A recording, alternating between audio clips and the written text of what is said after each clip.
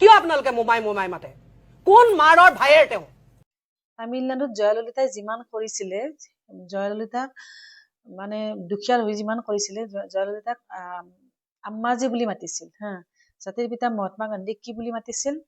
পিতা বুলি বা পুঁজি বুলি হা। তেওঁ কেইটা সন্তানকনো জন্ম দিলে? গোটেই ভাৰতবৰ্ষক জন্ম দিছে নেকি? জৱাহৰলাল নেহৰুক অৱশ্যে চাচা বুলি কিয় নাজানো, অসমখনক এনেকে এৰি দিয়া, চাইনা হাতত এৰি দিয়া সেই মানুহজনক মইতো সেই মানুহজনক খুৰা বুলি কেনেকে কম? অসমখনক আৰামছে তাত দিল্লীত বহি পেলাই কৈছিল যে অসমখন মোৰ এটা হাতত নাই, একেবাৰে বৰ দুখ লগা, কিন্তু মোৰ হাতত নাই, কলিজাত সোমাই আছে কিন্তু হাতত নাই, এনেকুৱা এজন মানুহক মইতো খুৰা বুলি ক'ব নোৱাৰো, স্বাৰ্থপৰ। তাৰপিছত আৰু এতিয়া মামাৰ কথা কৈছো। মামাটো কি মাৰ ভায়েক মামা, গতিকে মাৰ ভায়েক সেই হোৱাৰ যোগ্যতাখিনি অৰ্জন কৰিব পৰাজনে মামা।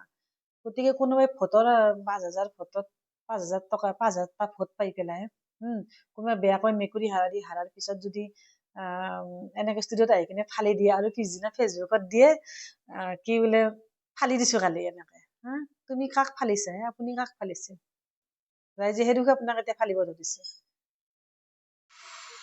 মাদাৰ টেৰেছা নিসন্তান আছিল, বিয়াই হোৱা নাই, মাদাৰ টেৰেছাক মা টাইটেল পালে। গতিকে এটা কথা, কিছুমান সম্বন্ধ তেজৰ নহলে বহুত তেজতকৈ বহুত হৈ যায়। যেনেকে জুবিনটো আমাৰ দাদা হয়, মোৰ নিজৰ দাদাও নাই কিন্তু জুবিন সকলোৰে দাদা।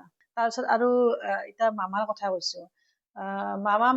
মামাটো কি মাৰ ভায়েক মামা, গতিকে মাৰ ভায়েক সেই হোৱাৰ যোগ্যতাখিনি অৰ্জন কৰিব পৰাজনে মামা।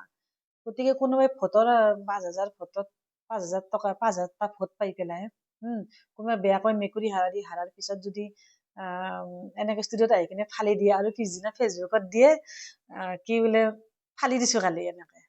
তুমি কাক ফালিছে? আপুনি কাক ফালিছে?